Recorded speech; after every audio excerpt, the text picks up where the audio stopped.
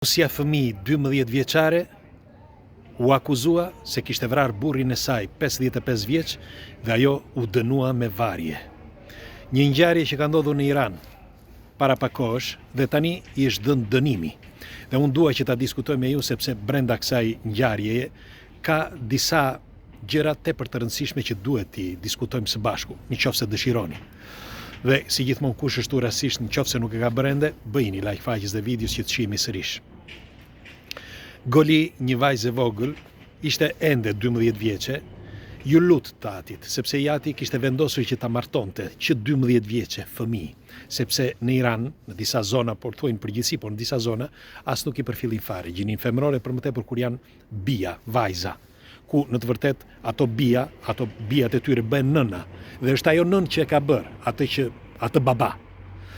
Dhe si përfundim, ajo ju lut, qau, për një kohë të gjatë, por babai i tha që do martohesh. Dhe i tha që do martohet me një kushuririn e saj, pra një kushuri që ishte shumë i madh në moshë, 50 vjeç. Dhe si përfundim, ajo kërkoi që të vriste veten.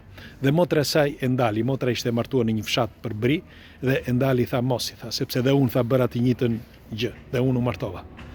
Dhe si përfundim tha, okej, pra nuk e vrau veten Goli, dhe shkoi dhe u martua me këtë 50 vjeçarin. Mirë po ai që natën e parë filloi që ta rrihte. E rrihte që nuk ngrihej dot në këmbë. Kot fare. E rrihte mëngjes drejt darkë, bile edhe kur kthehesh nga puna, sa po futesh në shtëpi e rrihte me shkop, jo kështu. Ajo kishte shkuar disa herë në spital, e njihnin të gjithë këtë fenomen, mirë po askush nuk bënte asgjë. Për më tepër, kur i thoshte tatit, jati ti e ke fajin. Nëna as nuk përfillte fare, kështu që Goli me kalimin e kohës u kërkoi edhe njëri, thatë motrës që donte të vriste veten. Mirë po, në atë kohë ishte shtatzane.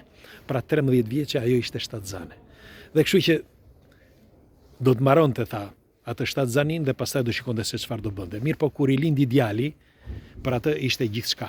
Dhe filloi që të kishte një dashuri për jetën, sepse nga djali, sepse jeta ishte zi me këtë burr që ajo kishte. Dhe ai vazhdonte që ta rrihte çdo ditë. Ajo duronte.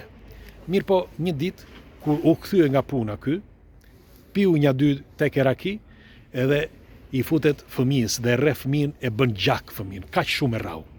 Sa që kjo, pra Gali u detyrua që të merrte një kushurinë e saj, ta thërriste, hajde tha se po më vret djalin.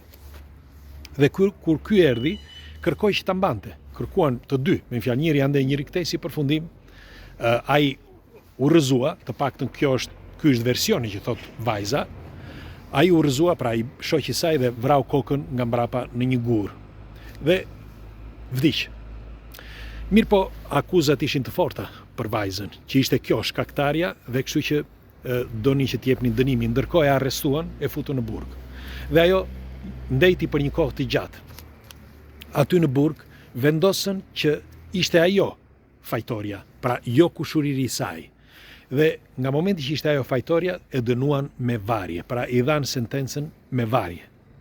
U ngrit gjithë bota, të gjithë folën për këtë, për Galin. Të gjithë edhe sot, sepse u dha sentenca para pak ditësh që ndryshoi pastaj, por fal një reportazhi që bëri The Guardian, ndryshoi çdo gjë. Një reportazh i vetëm që merret me problemet e mbar botës, por që se ka gjithsekush ka problemet e tij, por The Guardian të shkoj tani të merret me problemet e Iranit, kur duhet i zgjidhin vetë. Sepse si thash më përpara, ato janë nëna, ato janë motra, ato janë vëllezër të dikujt apo të tjetrit, janë dhe të tuat. Dhe ti, nëse ti nuk e zgjidh ti këtë problem, ku ti i thua, nëna ime është gjithçka, ajo nënë që të ka bërë kokën, po sikur ta rrai nënën tënde, ta rrai shoqi dhe ta rrai dikush tjetër, çfarë do bësh ti? Pra, janë disa probleme ndonjëherë që njeriu ndonjëherë nuk i mendon, dhe në disa vende të tilla vazhdon ende sot. Si përfundim, ky shkrim që doli bëri që të ndryshoj çdo gjë dhe ndryshuan parametrat e gjyqit.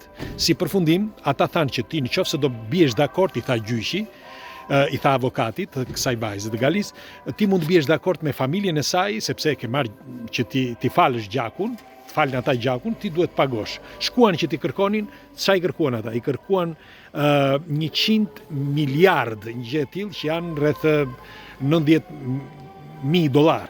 që është një shifër marramendse, në fakt avokati tha ku do t'i gjej? Kjo është e varfërta.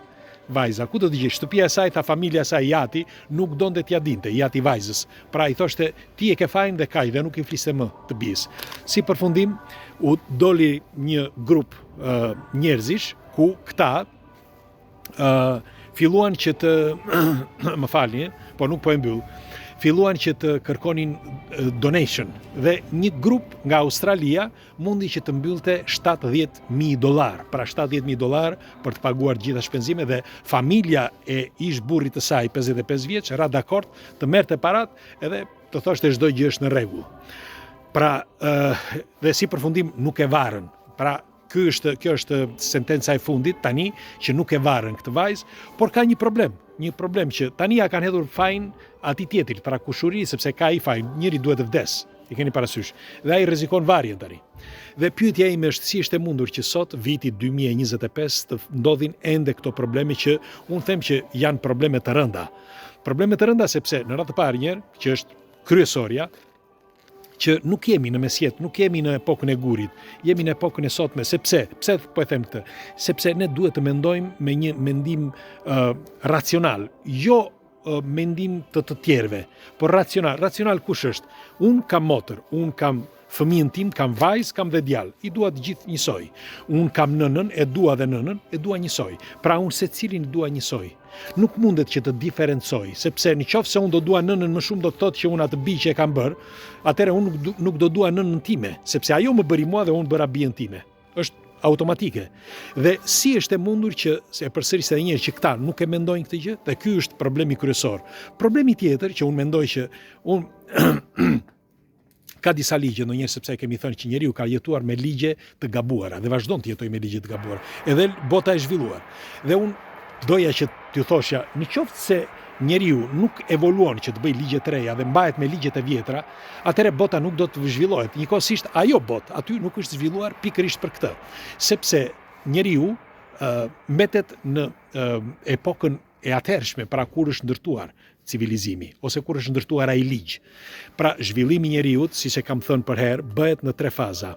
Bëhet projekt, ide, pra imagjinat, projekt dhe pastaj e zbaton atë projekt. Por ti nëse nuk e iden, nëse nuk bën zhvillimin e një ide të re ose një ligji të ri, si do t'ja bëjnë ata që të bëjnë një ligj të ri? Si do ta bëjnë një ligj të ri nëse se nuk kanë si bazë pra zhvillimin në mendje për të krijuar një ligj të ri që të bëjnë zhvillimin pastaj më vonë. Pra imagjinata nuk kanë imagjinatën, që imagjinata të krijojë diçka të re, që ti pastaj atë ta zbatosh dhe të bësh një projekt të ri. Unë mendoj që, sepse po t'i shikoni, janë vende të pazhvilluara, nuk është se po e them unë, atë e thot dhe bota, vende të pazhvilluara, sepse, për mendimin tim, sepse pikërisht janë ato vazhdojnë ende sot që të bazohen në ide dhe në mendime të dikurshme. Megjithatë unë doja që ta diskutoja me ju çfarë mendimi keni, pres komentet tuaja, ditë të mbar, punë të mbar, unë jam në orar pune, kështu që dola vetëm të bëja këtë video. Faleminderit që jemi prerë bashkë. Ju përqafoj.